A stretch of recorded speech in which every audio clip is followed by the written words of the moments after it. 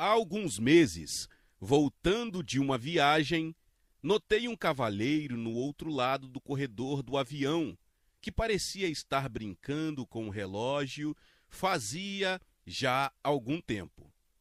Levantei-me, passei perto de sua poltrona e vi que ele brincava com o videogame do relógio. Isto me levou a pensar enquanto voltava à minha poltrona. Vivemos hoje na era das maiores transformações da história. A tecnologia desenvolveu-se tão rapidamente que é impossível predizer como será a vida no mundo nos próximos 10 anos. Na Coreia, podemos ver de imediato o que está acontecendo ao redor do mundo. Sociologicamente, o mundo está muito mais diferente do que se pode imaginar.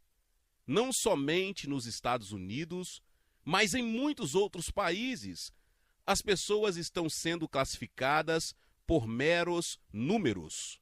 Isto tem causado uma despersonalização geral da sociedade. Os computadores realizam hoje muitos serviços que antes eram feitos por pessoas. Palavras como bytes, chips e software estão se tornando parte integrante de nosso vocabulário. Por conseguinte, a desumanização da sociedade moderna tem produzido numerosos problemas que a Igreja tem de analisar. Alienação, solidão e depressão constituem sintomas comuns de nosso moderno estilo de vida. Para que possa crescer, a Igreja deve conhecer os problemas dos nossos tempos e indicar-lhes as respostas. De há muito, o medo vive conosco, nunca, porém, com a intensidade de hoje. Nossa capacidade de fazer o planeta desaparecer com um simples pressionar de um botão tem levado grande parte do mundo a viver com medo. Historicamente, sempre tivemos tragédias. Contudo, os sistemas atuais de comunicação instantânea têm nos conscientizado de mais catástrofes, guerras, terremotos e revoluções do que nunca antes. Outro fato que desafia a Igreja hoje é a explosão populacional. No ano 2000, calcula-se que haverá mais pessoas vivas neste planeta do que a soma de quantas já morreram. Entretanto, apenas pequena porcentagem da população mundial detém a maioria dos recursos do mundo. Por toda parte, existem desigualdades. A injustiça, a opressão e a desumanidade crescem sempre. Qual é o lugar dos representantes de Deus nesses importantes problemas? Tem a Igreja alguma utilidade para a sociedade atual? A todo instante, ouvimos essas perguntas, formuladas não apenas por liberais, mas cada vez mais por outros crentes evangélicos sensíveis a tais problemas e preocupados com eles. Alvin Toffler, renomado escritor norte-americano, recentemente escreveu um livro que fala das alterações sociológicas atuais e procura dar-nos uma perspectiva fora do comum com respeito a elas. Em seu livro, A Terceira Onda, ele analisa o passado em termos de ondas da experiência humana. Usa a metáfora das ondas porque elas se misturam umas às outras, de sorte que muitas vezes coexistem, não obstante permanecerem distintas. A primeira onda, que durou milhares de anos, foi a sociedade agrícola. A segunda onda foi a Revolução Industrial, que teve início no século XIX. A terceira onda, a do futuro, é a que estamos experimentando agora. Contudo, a definição de Toffler não é fácil de se compreender. Embora o livro me pareça interessante, acho que o autor não poderia predizer o futuro com a mesma clareza com que descreveu o passado. É sempre mais fácil ser historiador do que profeta. Preocupa-me o fato de que muitos ministros do Evangelho consideram um mal as mudanças que estão ocorrendo. Esquecem-se de que é Deus e não o diabo quem está no controle do futuro deste mundo. Todos os problemas presentes e futuros não são necessariamente obstáculos, mas oportunidades. A igreja não pode ser vítima da mudança, deve ser a luz orientadora em meio a ela.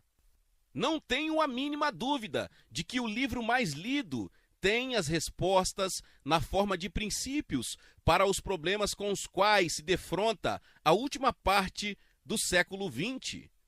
Contudo, a verdade de Deus, a Bíblia, precisa ser interpretada de sorte que o mundo entenda a sua mensagem. Jesus não citou a Bíblia, ele tomou a palavra de Deus e a interpretou para satisfazer as necessidades das pessoas às quais ele servia. Para crescer, a igreja deve atender às necessidades da sociedade.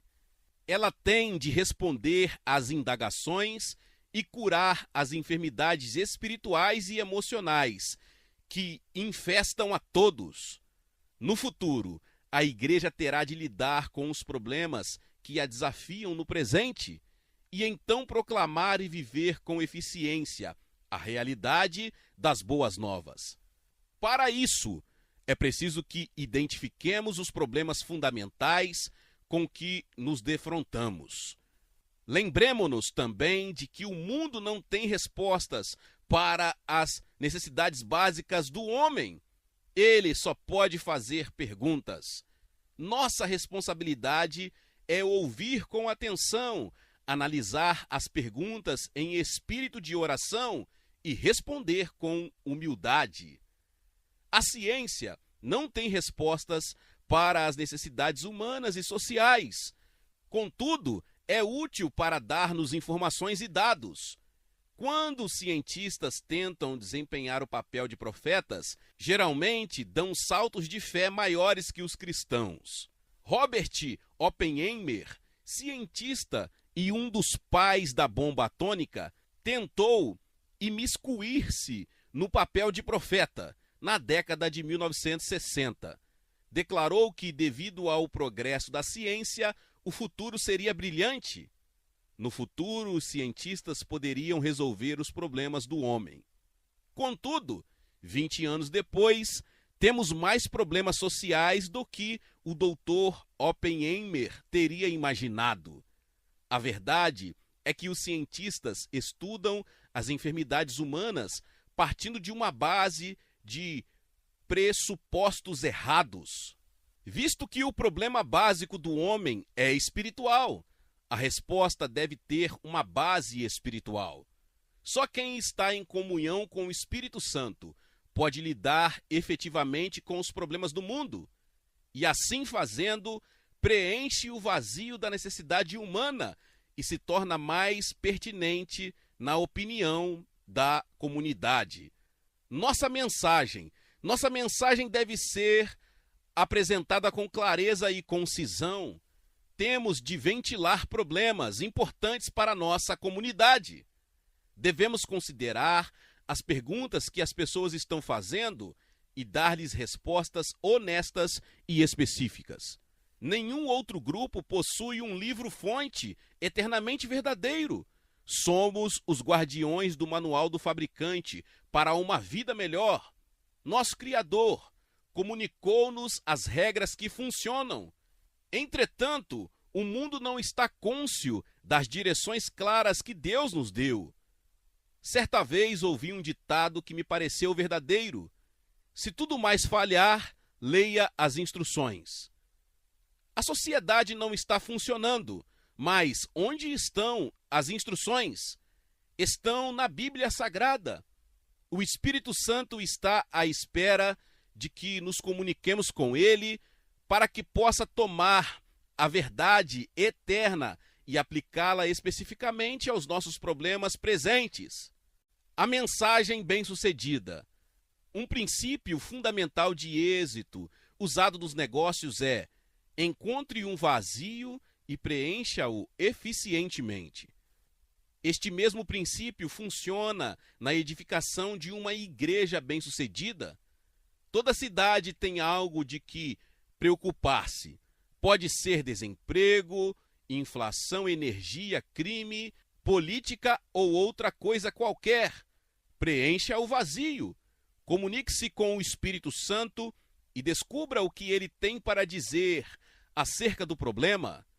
Ele o guiará às passagens bíblicas corretas. Quantas vezes lemos que Jesus tomou um rolo no Antigo Testamento, leu um capítulo e a seguir começou a falar sobre os versículos que havia lido? Poucas vezes. Por quê? Porque ele sabia como prender a atenção das pessoas. Que adianta ter as respostas para algumas perguntas que as pessoas não fazem? Devemos responder às perguntas que estão sendo feitas. Jesus lidou com problemas como os impostos cobrados pelos romanos e atitudes para com os pobres e maltratados. A seguir, deu as respostas vindas do Pai e apoiou suas palavras com as Escrituras. Ao examinar o ministério da igreja no Novo Testamento, vemos um grupo que contava com poucos intelectuais, que dispunha de poucos recursos financeiros, mas que mudou o curso da história. Este é o tipo de igreja que pode, no fim da presente era, satisfazer as necessidades da raça humana na hora de sua maior provação. O necessário é que a igreja complete o processo de restauração, isto é, restabelecer a igreja ao seu equilíbrio, ministério, verdade, unidade e poder iniciais. Escatologicamente falando, creio na verdade de que há um período vindouro em que o mundo passará por grande tribulação. Creio que o anticristo se manifestará e os homens receberão a justa recompensa por seus atos. Mas creio também que a igreja será forte antes do fim da presente era e poderá realizar a ordem que Cristo deu de levar as boas novas a todas as nações. Sou, portanto, otimista quanto ao futuro da igreja. Poderemos usar os recursos que dispomos para pregar com eficiência a palavra à maior audiência em potencial já congregada na história do mundo? Ser-nos-á possível pregar a verdade no poder do Espírito Santo para que o resultado seja mais gente no céu do que no inferno? A resposta às duas perguntas deve ser positiva. Para atingir essas grandes metas, devemos ver completamente o processo de restauração. Que pretendo dizer por processo de restauração? Depois de tornar-se aceitável e dotada de poder, a igreja se corrompeu. Na história europeia, a resultante degeneração da igreja causou o que comumente se conhece como séculos de trevas, ou seja, a Idade Média. Ocorreu uma mudança quando Martinho Lutero redescobriu a doutrina da justificação pela fé e a trouxe de volta à igreja. O Espírito Santo serviu-se de João Wesley para mostrar outro aspecto do processo de reforma e restauração, acentuar a verdade da santificação e da santidade. O Espírito Santo e seus dons foram trazidos de volta à igreja no começo do primeiro século, de uma forma nova. Agora estamos vendo a restauração da igreja local e seu crescimento como parte integrante do processo de restauração. Hoje, os pastores estão redescobrindo que sua principal função é preparar os novos convertidos para o serviço ou para o ministério. Estão estabelecendo o ministério de casa em casa bem, como o do templo.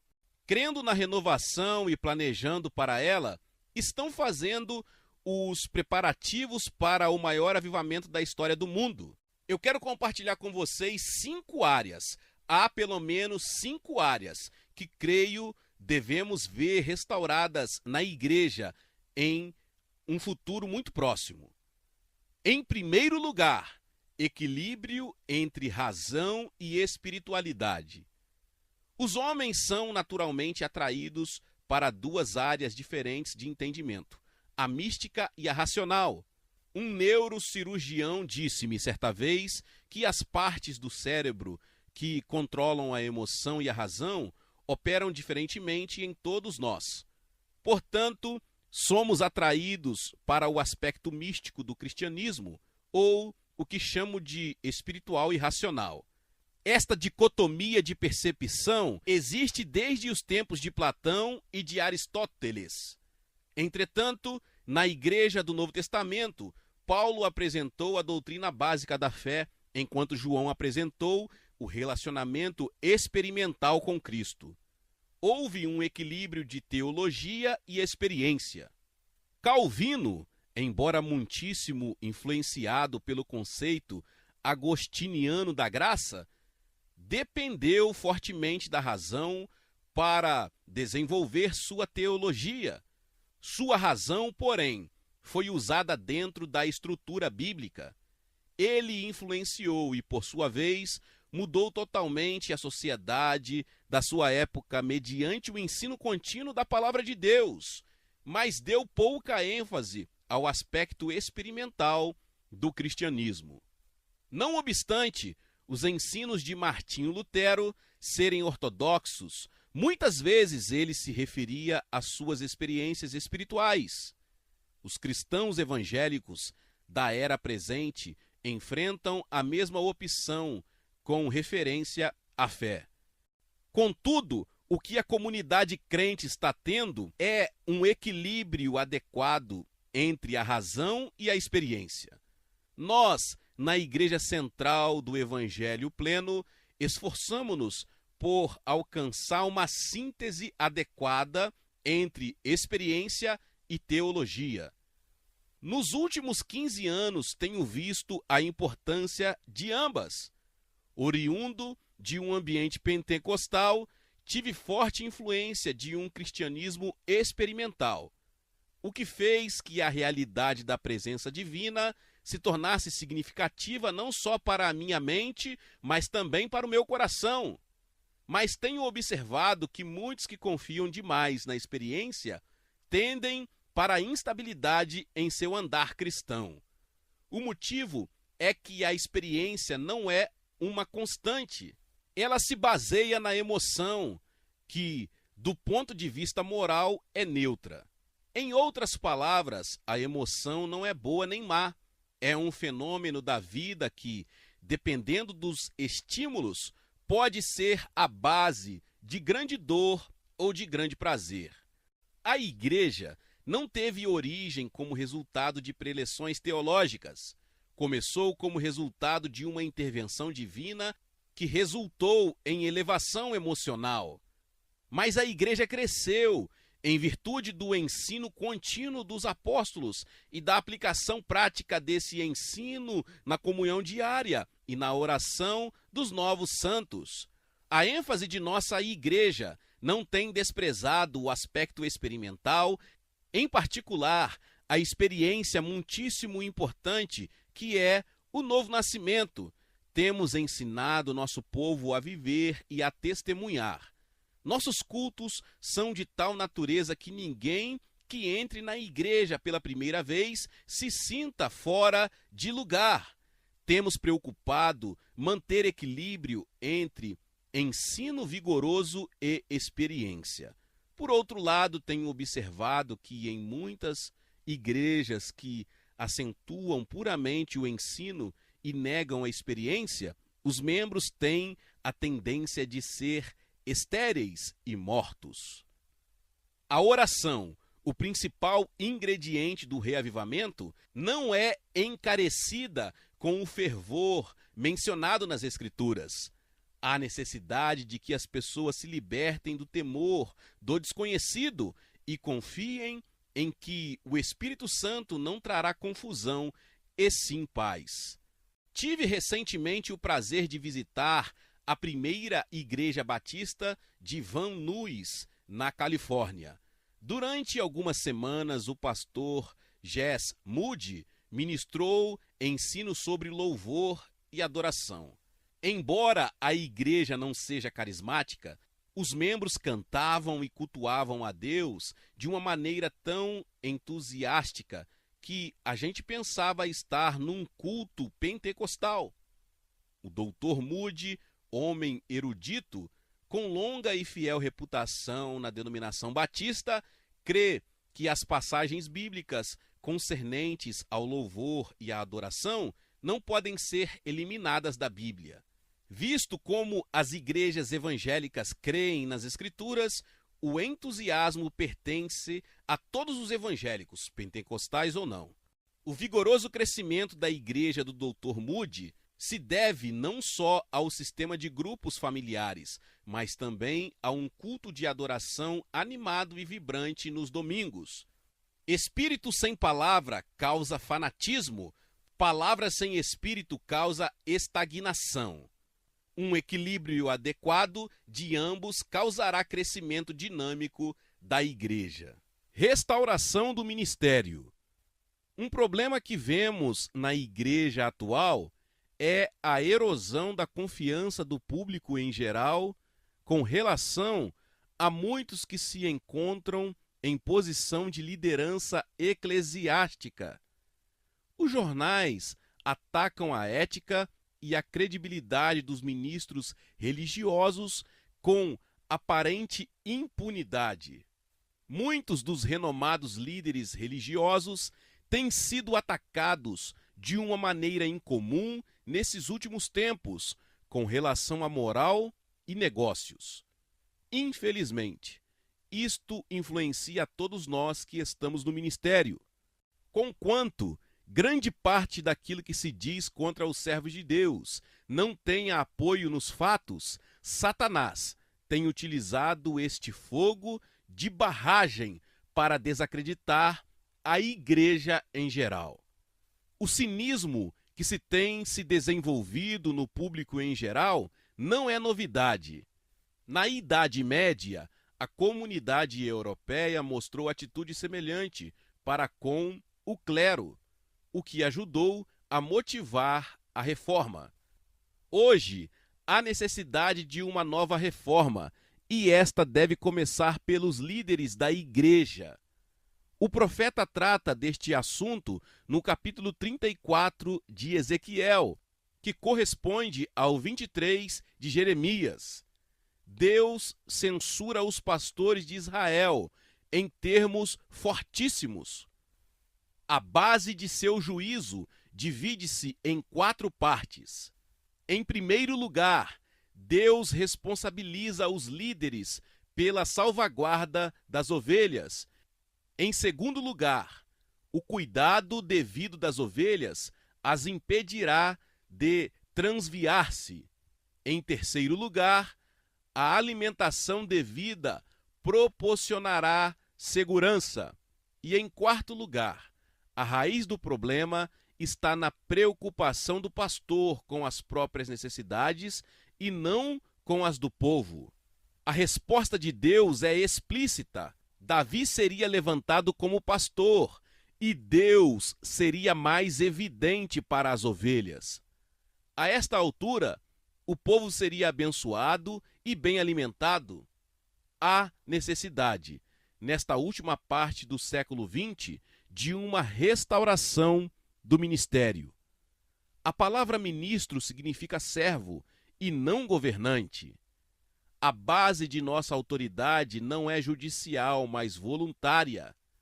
As pessoas seguem minha liderança não porque tenham de fazê-lo, mas porque o desejam. Que é que faz 300.000 pessoas desejarem seguir minha liderança como pastor? É simples. Sabem que sou seu pastor porque estou a serviço delas e porque o Senhor Jesus Cristo está operando por meu intermédio. Portanto, não posso aceitar o crédito pessoal pelo êxito, que com toda a honra pertence a Cristo. Ele é o pastor. Eu sou o pastor ajudante, cujo dever é executar suas instruções. O fato de sermos simples servos do povo deve demonstrar-se por ações e não por palavras. Em primeiro lugar, Nossa atitude não pode ser arrogante, deve ser humilde. Em segundo lugar, nosso estilo de vida não pode pôr em dúvida nossos motivos. Em terceiro lugar, nosso ministério não deve salientar o perfil pessoal. Em quarto lugar, nossos recursos não podem ser usados para edificar monumentos a nós mesmos. Em quinto lugar, nosso tempo não pode ser gasto em atividades que não tragam benefícios diretos à igreja. Em sexto lugar, nossa vida de oração deve ser mantida para que o grande pastor possa dirigir-nos ativa e continuamente. E em sétimo lugar, nossos desejos devem ser purificados de tudo quanto não pertence ao reino de Deus. A observação dos 7 princípios arrolados que acabei de falar não nos livrará dos ataques de Satanás, mas impedirá ataques justificados. À medida que permanecemos fiéis a Cristo, a ele cabe justificar-se. Não temos, portanto, de justificá-lo. Assim como o século XVI produziu um novo ministério que serviu de exemplo para outros, assim também vemos que se desenvolve um novo corpo de clérigos nestes últimos tempos. O desejo deles é para as ovelhas e não para si mesmos. Seu alvo é a edificação do reino de Deus e não seus próprios reinos. Sua fome é o Espírito Santo e não suas próprias ideias. Isto terá como causa uma nova credibilidade dentro de cada comunidade dos que estão sinceramente buscando a realidade que só Cristo pode oferecer. Portanto, sou otimista com relação ao futuro da igreja no final da presente era. Temos o exemplo da igreja primitiva, que não era perfeita, mas dotada de poder. Temos 2000 anos de história da igreja que podem ajudar-nos a não cometer os mesmos erros. E temos a promessa do primeiro milagre de Cristo, que Cristo reservou o melhor para o fim. Restauração da verdade. Para compreendermos a crescente importância do papel do serviço equilibrado que a igreja presta ao mundo, devemos entender para onde vai o homem no século XX. Andando por uma grande cidade do Ocidente, no ano passado, fui a um museu de arte. Conquanto geralmente eu esteja ocupado demais para ir a museus, fiquei curioso por descobrir o que os artistas estavam produzindo na década de 1980. Dirigi-me à seção chamada Arte Moderna, estudei o que mais me pareciam ser linhas irracionalmente pintadas na tela. Isto é arte? Perguntei a mim mesmo.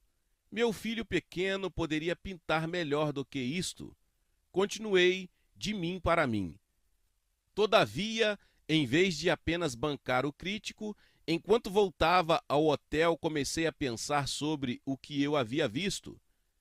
É facílimo para os cristãos criticarem o mundo hoje e julgarem-no segundo nossos padrões.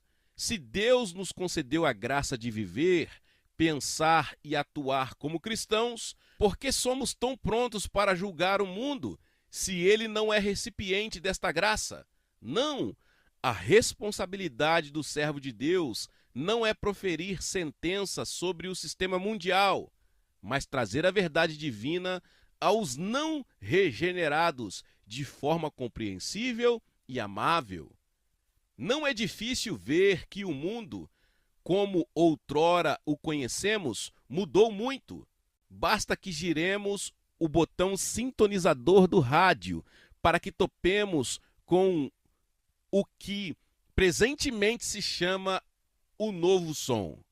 Se aguentarmos ouvir por alguns minutos, perceberemos que o que estamos ouvindo já não são melodias e harmonias, mas puro barulho. As regras que costumavam governar a composição musical foram sistematicamente quebradas pelo desejo de libertar-se delas. A linha que ressalta aquilo que está por trás da nova arte e música é um crescente senso de extremo cepticismo, não apenas quanto a Deus, mas cepticismo básico ao conceito da verdade. Em outras palavras, a desordem geral, que se avoluma na maioria das áreas da expressão humana, é um ataque à qualidade fundamental da própria ordem. Para que entendamos isto, precisamos compreender a relação que há entre verdade, ordem e regras. As regras existem para manter a ordem existe devido ao conceito humânico básico da verdade. No passado, a composição musical tinha ordem e significado. J.S. Bach compunha música com grande simetria. Havia começo e fim. As artes visuais também continham significado. As grandes obras-primas podiam ser apreciadas porque o observador entendia imediatamente o assunto da pintura. Também o pintor expunha o assunto de modo que deixava a pessoa emocionada por uma compreensão ou sentimento particular. Dessa forma, a pintura transmitia significado. Que foi que causou essa mudança dramática e intrigante? Que é que está impulsionando a contínua destruição da ordem em nossa sociedade? Na minha opinião, é um ataque à ordem provocado pelo cepticismo. Uma pessoa céptica é aquela que não crê na universalidade, na integridade e na objetividade da verdade. A verdade se torna, pois, uma realidade subjetiva. A afirmativa do céptico é: aquilo que é verdadeiro para você não é necessariamente verdadeiro para mim. Para o céptico, a verdade já não é universal, não tem sentido. Visto que a verdade, segundo o céptico, já não é significativa, ela perde a integridade. E pelo fato de já não ser objetiva, pode tornar-se pessoal e subjetiva.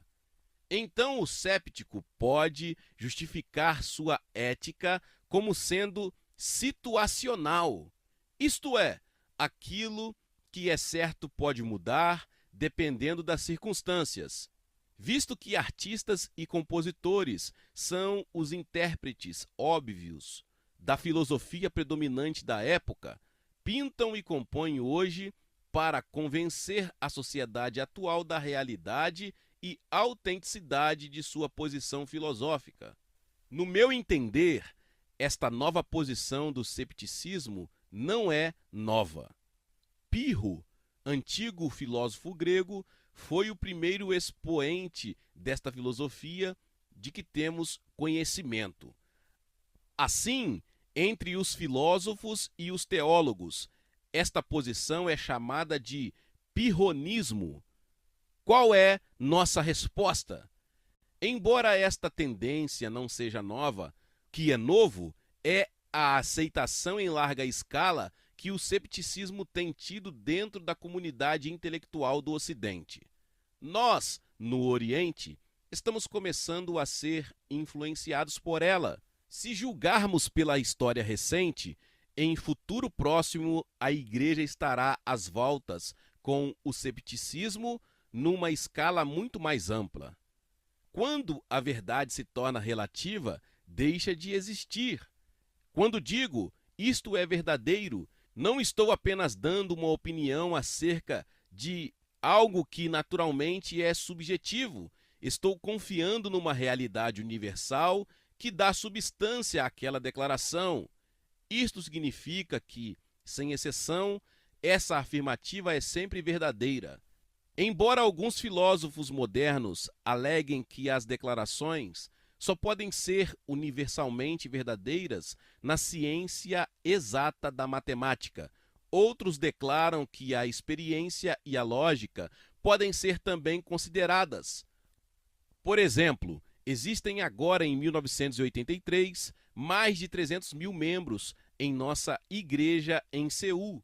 Essa afirmativa é verdadeira, pode ser verificada, mas dentro de uma semana mudará.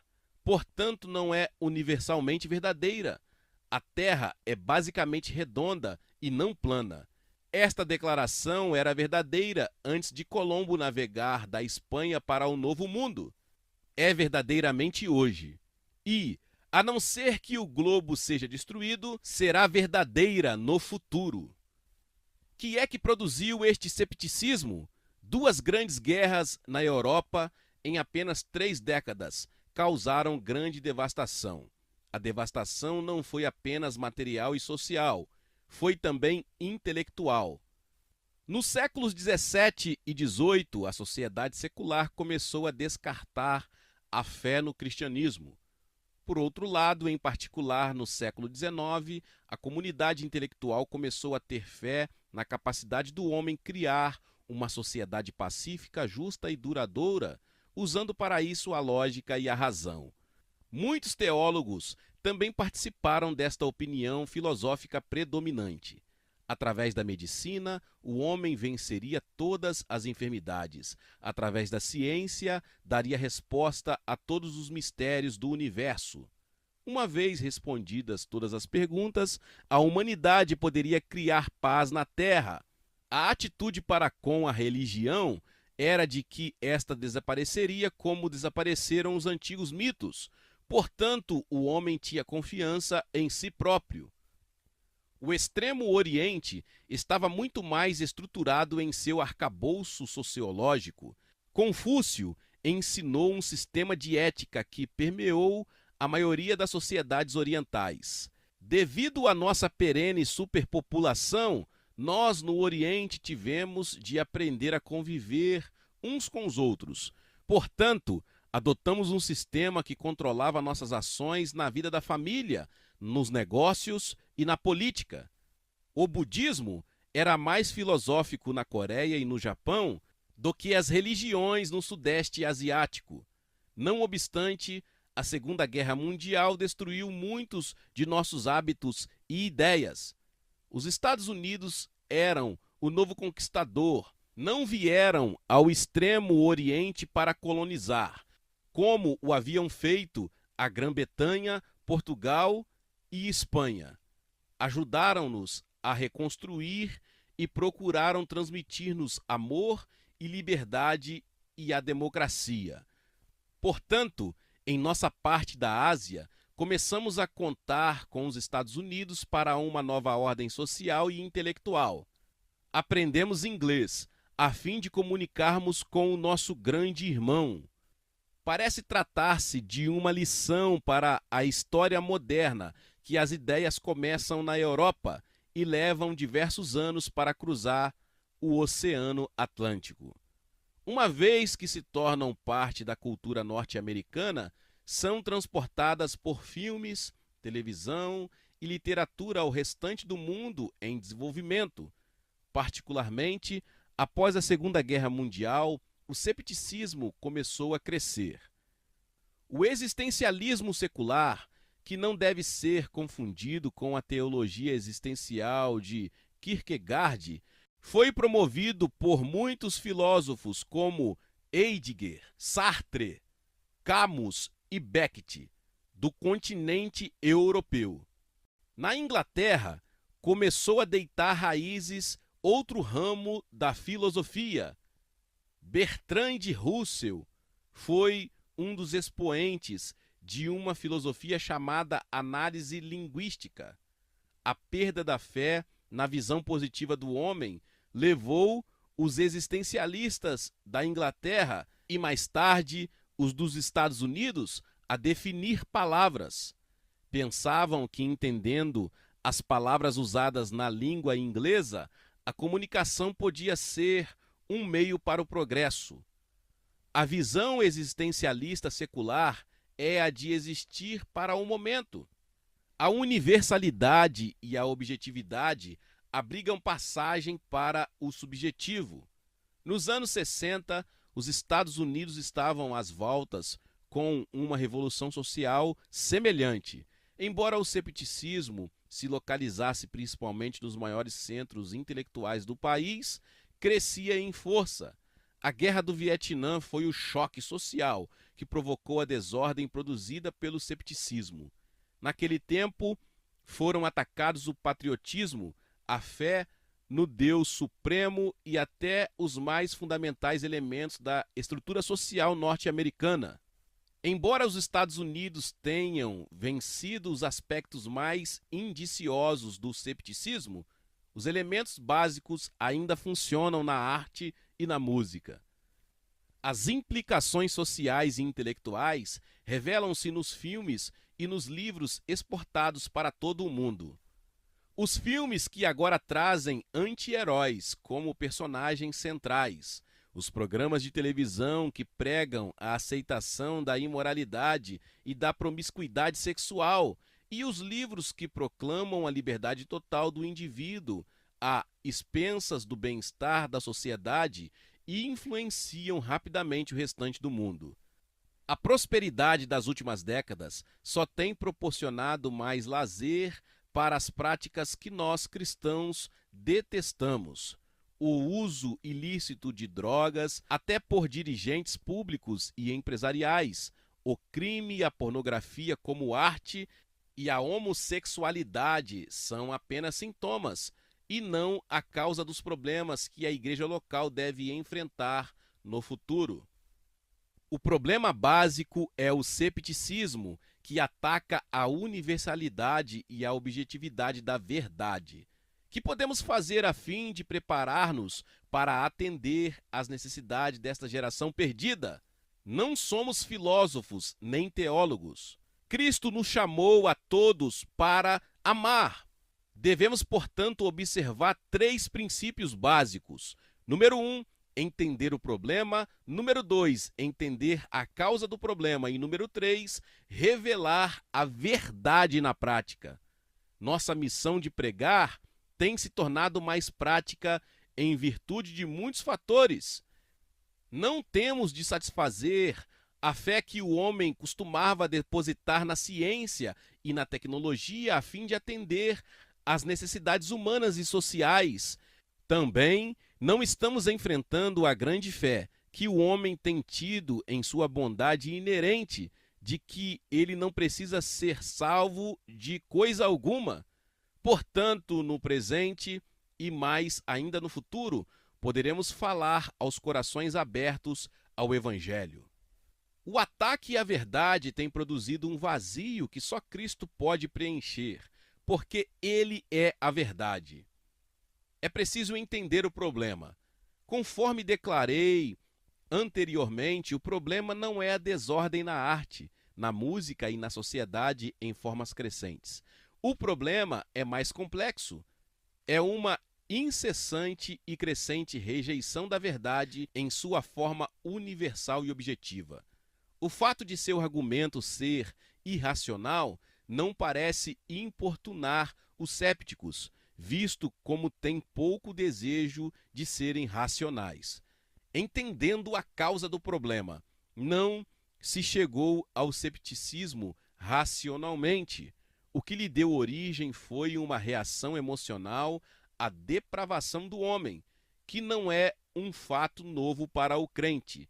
A Bíblia sempre ensinou que o homem não regenerado era basicamente pecador, e só a graça de Deus o torna moral e reto.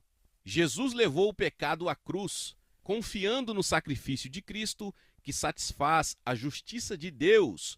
O homem é salvo do pecado. O futuro, portanto, é nosso. Só o cristão tem uma estrutura universal e objetiva da realidade. Temos o Criador, o Pai. Temos a fonte do entendimento, o Espírito Santo. Temos o exemplo, o Senhor Jesus Cristo. E temos o grupo óbvio que revela a verdade na vida diária, a Igreja. Captando uma visão de ilimitado crescimento, bem como organizando-se de uma forma que possa efetivamente lidar com esse crescimento, a Igreja pode preencher o vazio que os cépticos criaram. Todavia, A igreja não deve confiar apenas em sua capacidade de proclamar a verdade de uma forma clara e racional. Ela deve também proclamar a verdade no poder do Espírito Santo.